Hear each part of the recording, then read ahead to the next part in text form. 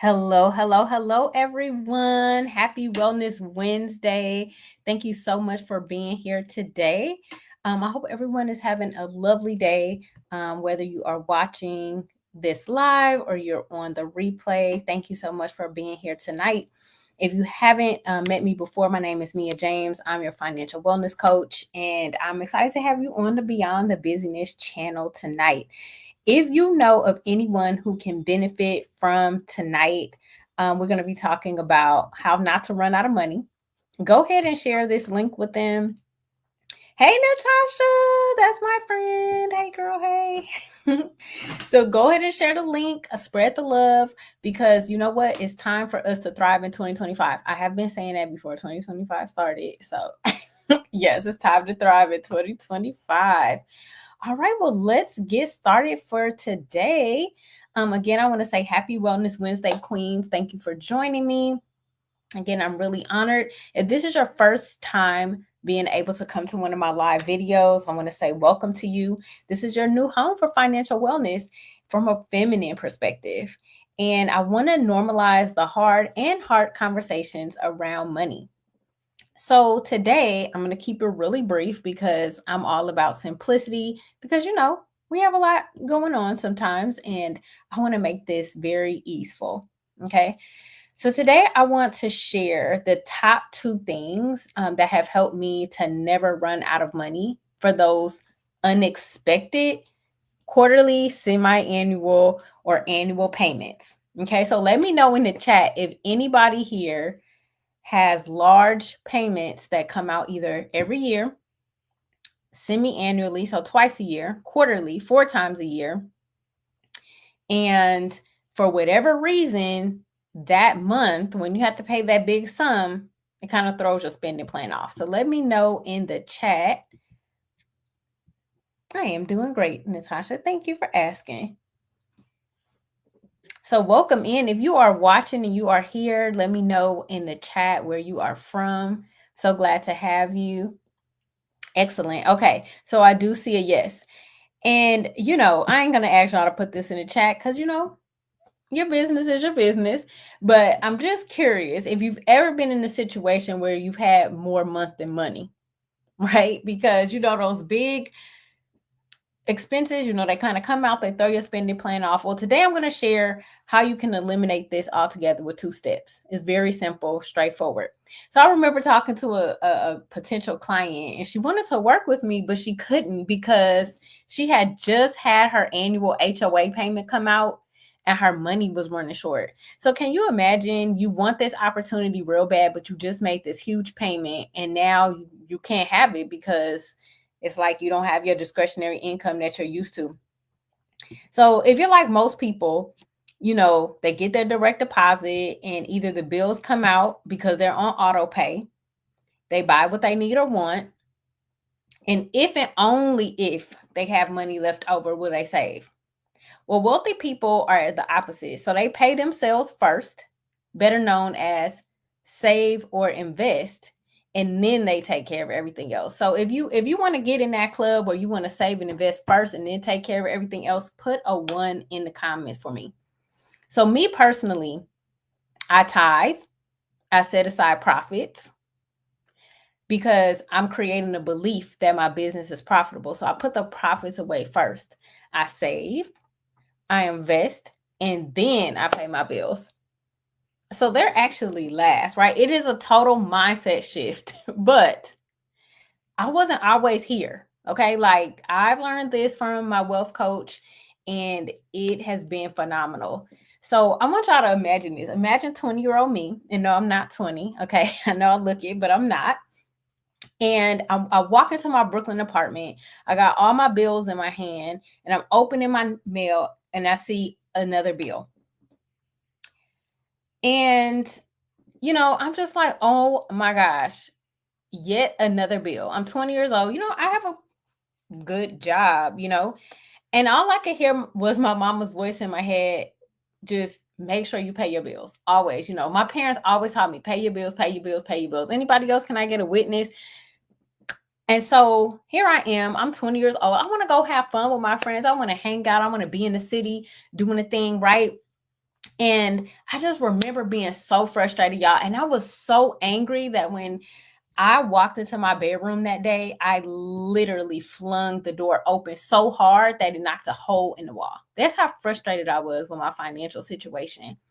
And so I was just tired. I was frustrated. And quite frankly, I felt really defeated, like, truth be told, because I was working so hard and I was paying my bills like my mama told me to do. But I didn't want to work just to pay bills. I wanted to enjoy my life, right?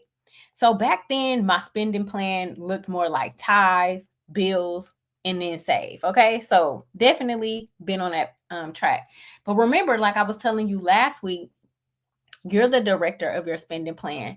So when you're thinking about your spending, I'm just curious to know, what is your ideal value-based spending ladder? So I told you mine. I told you it was tithe, profit, save, um, invest, and pay bills. So that's my value-based spending ladder, because those are the things I value. So you don't have to answer this right now, but I want you to think about, if you wanted to create a spending plan that was based on your values, what would that look like? Right? So when your money comes in, what happens first? What happens second? What happens third? And really sit with this. Let your heart determine. Maybe you want to be able to donate to a charity that you love or a cause that you really care about, but you just really haven't made the space in your spending plan to do that. So write that down if that's something that you want to do. Now, if you're in the boat where sometimes you have to send the money back that you save, right? Like sometimes you save it, but then you got to go back into the checking. Then we need to talk about how much you actually need in your spending plan. So your spending plan is really the catalyst of everything that you do financially. Like, this is why you got to have dates with your dollars. Like, me and my husband, we have a date with our dollars. I have a date with my dollars. He have a day with his dollars, and we have a day with our dollars, because you got to be intimate with your finances, because every now and then you got to make some adjustments. Like some months you spend a lot more money than other months. And so you need to be able to take care of that and have that thought out. Your spending plan is not just a set it and forget it document. Okay. Like, I really want you to embrace it. And I know for some of us, some people are legit either scared with their money, they're embarrassed because they made some mistakes, but it's a new day today. Every single day that you wake up, you get to decide who you are and who you're going to be with your money. And if you want to live from your heart with your money. Right. But you also have to use wisdom. Living from your heart doesn't mean that every time somebody asks you, you're just giving out your money, money, because that can also be detrimental too. So, one of my former pastors said, and I love this, and it stayed in my mind for a long time: whatever you don't manage, you can't maintain. So by being avoidant of your finances, that's definitely not a way to get them working for you. So last week, I asked you to write out a few things. I asked you to write out, what does feminine finance mean to you? Right? And then I asked you to think about, what are some things you need money for that are close to your heart? Like those someday things that you want to stop saying someday about. And then I also asked you to revisit your personal values. Okay. And ask yourself if your current spending plan actually is aligned to those values. So if you want to manifest, it is all about alignment. Hey, Andrea, welcome. Let me know in the chat who is here. Thank you, Natasha, for being in the chat. I love it. I love it. I love it. See, Natasha, she says she can relate to all of this. Okay. So let me know in the chat, where are you joining us from? And yes, connect with each other in the chat. And you know what? I'm all about us connecting with one another. So let people know what you do. If you have a business, drop your link in the chat, drop your social media. I am totally fine with that. So let's keep on going. So I actually do this hard work last week. Now, if you were to have an ideal savings account based on your values, so only you know what your values are, what would you save? What would you start saving, or what would you continue saving for? So let me know in the chat. If your savings account was aligned to your values, what would you start saving for? Or what would you continue saving for? If you want to share, let me know in the chat. Okay. Let me know, and I'm gonna help my mama get into the YouTube real quick. You got to help. You got to help the folks. Okay, you got to help them out. Hopefully this is an easy thing I can do fast. Let's see here. You gotta copy that link, send it on over. Yes, that is wonderful. Saving for the trip to Ghana. Listen, I got a whole account just for travel, okay? And I have no shame about it, because if that is the way, then if I'm gonna go. I love traveling. Okay. Anybody else want to let me know in the chat, what would you start saving for, or what would you continue saving for? So we're gonna keep on going, because I told you I'm not gonna be before you long, because I want this to be simple and easeful. So I personally have a dashboard in my accounts. So I see all of my savings separately, and I can see it growing. And the cool thing about my dashboard is that I can set goals, and I can see if my savings is on track or not with those goals, which I really love. So I have several of these, and these are sinking funds, and I'll go into more details about that next week. Of course, I have an emergency fund, and I have a fund for expenses that don't come out monthly. I have one for travel. I have one for my dream house, or our dream house, and one for profit. And this is all one account, but it's a dashboard, so I can kind of see. So it's pretty cool. I really, really love it. Highly recommend it. So now we're going to get to what you came here for tonight. I'm going to tell you my top 2 secrets to not running out of money. Okay. And then I will open it up to Q&A if anybody has a question. Now, this is not profound or mind-blowing in any way. So I do not want to get your hopes up high. Okay. I really do not. Okay. Because it is not rocket science. But guess what? I haven't run out of money. So it's been working. That's what I'm going to say. Look, it works. I know it works. I'm a living witness. Okay. Okay. Awesome, Natasha. So Natasha's using the envelope method. That works great. I love the envelope. I kind of do the envelope method, but electronically. Okay, I'm gonna teach you the way, Andrea. Don't you even worry about it, girl. Okay, so here's my top 2 secrets. Okay, it's not a secret. It's really straightforward. When I tell you, you're gonna be like, "Oh, that's it." Yes, that's it. Number 1, I save for all of my non-monthly expenses monthly. You're like, "What, Mia? Why would you do that?" Well, because 1, I know it's coming, and 2, I don't want my spending plan to be thrown off because I had to spend $1,000, $2,000 that month, and it throws everything off. I don't like that feeling. I like everything to be methodical. So it's nothing fancy. It's nothing complicated. The only thing you have to do is know what your expenses are. So what you have to do is list out all of your non-monthly expenses, whether it's quarterly, semi-annually, or annually. I divide it by 12, and then I take the sum of all of those. So I have about, I don't know, 6 different accounts that are not monthly. And I basically just add that up. Like, I take the big number divided by 12, and then I add all 6 of those totals up, and I save that amount every month. Boom. It's that simple. Okay, that's number 1. That's what I do. First of all, I list out all of those non-monthly expenses, figure out what it would be if I did pay for it monthly, and I save that amount every month. Okay, not mind-blowing at all. Now, the second thing I do that helps me to really win the game is I automate it.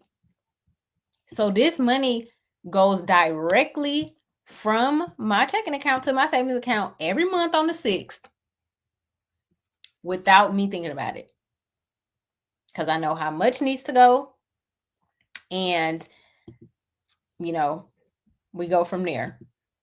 So when I need the money, then I just transfer the money. Like when I have I put an alarm on my phone, or a reminder, because trust me, I don't remember anything. Like everything is on my phone. If it's not, if it's not an alarm for me, I won't remember. If it's not on my calendar, and it'll tell me like maybe a week before that bill is due, it'll say, Mia, transfer X amount of money to your checking account. And I probably could automate that. I didn't even think about it. Look, thank y'all for listening to me tonight, because I just thought about it. I could automate it, the transfer back. So that is my top 2 secrets for not running out of money. I save for everything that's not monthly, and I automate that amount, so I never run out. So most people, I do this mostly for my business. I don't have these expenses in my personal life. I do it in my business. I do have a lot of non-monthly payments that I have to make. So for people who, for your personal life, some things that are sometimes not monthly could be car insurance, HOA fees. Trying to think, what do some people pay? Mainly insurances, I hear that my clients pay, and HOAs that are not monthly. So I just set it and forget it. And that's a part of my spending plan. That chunk of savings is a part of my spending plan. So next week, and I told you I was going to be before y'all long. Next week, I'm actually going to share how to maximize the money that you're saving, because you don't want to just be saving a lot of money, like having money just sitting in a bank account, because it's not making that much money. Like, no. But you do, for the money that is sitting there while you're making it work for your goal, I'm going to show you how to make it make money. Okay. And I'll talk about my dashboard and all that, how it's set up. So next week, I'm going to be here, same time, same place. Like I'm going to keep this really simple. But my takeaway that I want you to take for tonight is, I really want you to go back, if you weren't writing already, and just think about, what would your value-based spending plan look like? What would that look like? What order would you start to spend your money if you did it based on your heart space? Because I think once you kind of have that in line, then you will prosper. Yes. So Natasha, I will be talking about my dashboard next week. It's gonna be great, because that thing is clutch. I still got to figure out how to show y'all without going directly into my account, but I'm gonna figure something out. Awesome. Great question, Andrea. So does any of the money grow interest that you're saving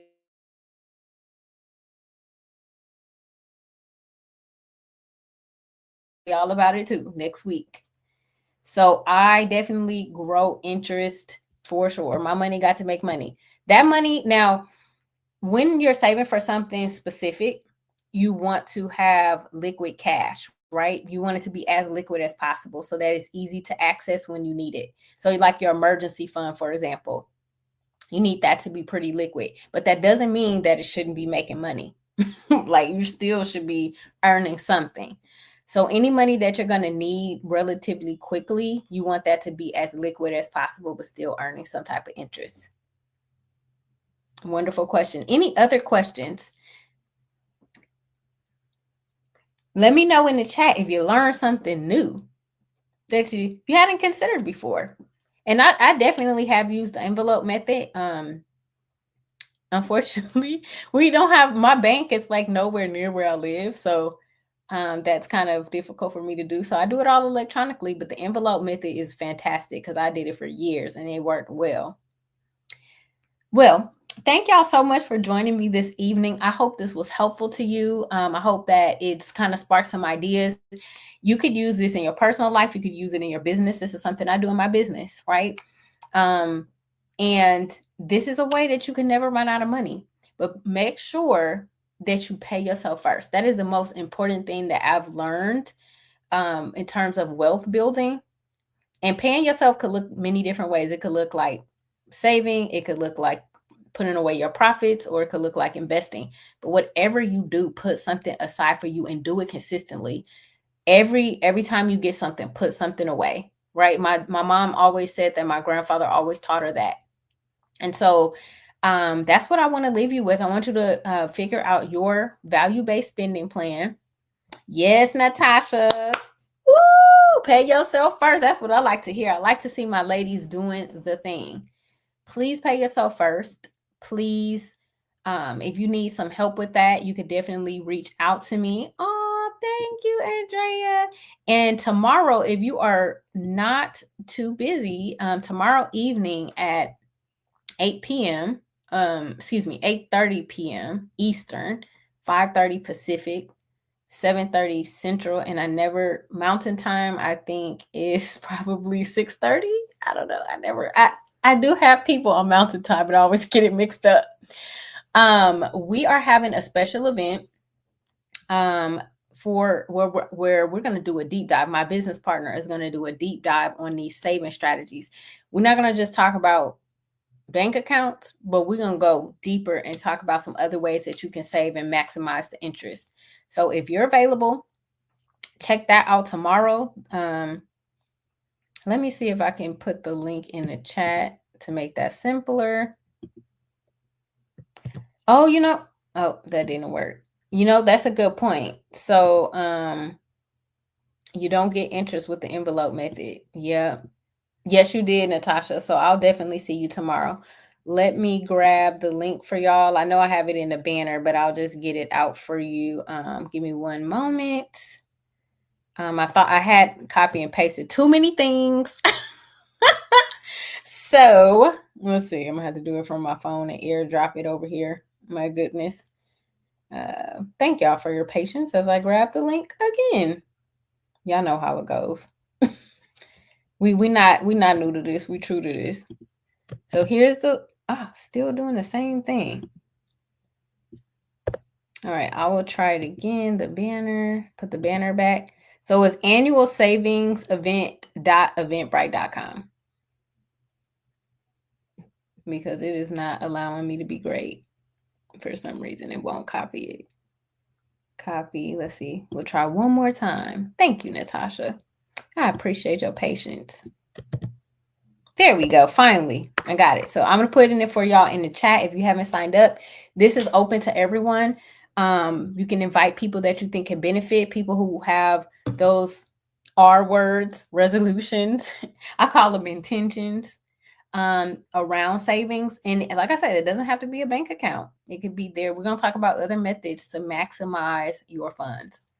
So with that, ladies, I am going to bid you a wonderful Wellness Wednesday. I hope that your soul has been fed here, that you are thinking about how to store up your barns with plenty and overflow in 2025. Make sure you continue to pay yourself first if you're doing so, or start paying yourself first, and you will see the difference. Trust me on that.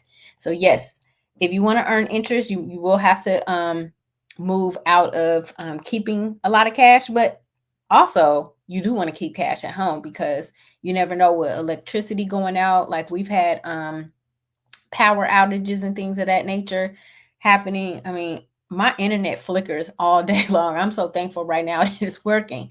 So just in case, just because everything that's going on in the world, definitely have some cash at home. Okay. Because you just never know. Yes, thank you, Andrea. The link is in the chat. So if you haven't signed up, go ahead and sign up. It's tomorrow evening. We're going to do a deeper dive on savings, and feel free to invite. So thank you all for joining me tonight. It has been such a pleasure. I love that y'all interact with me in the chat. It's such a blessing.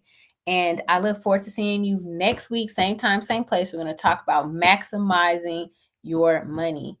Thank you, Natasha. It's always great to see you. Natasha is my big sister. She's really awesome. So have a blessed night, ladies, and I'll see you next week. Good night.